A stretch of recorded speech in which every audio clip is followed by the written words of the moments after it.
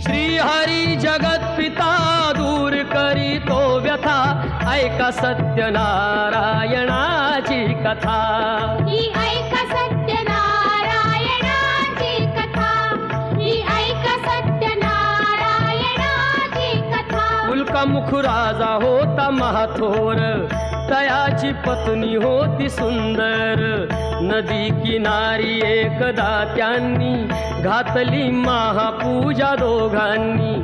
आली एक नौका त्याच मार्गानी, नाव भरलेली पूर्ण द्रव्यानी. होती व्यापारी साधू बाण्याची, रीत पाहण्यास आला पूजनाची.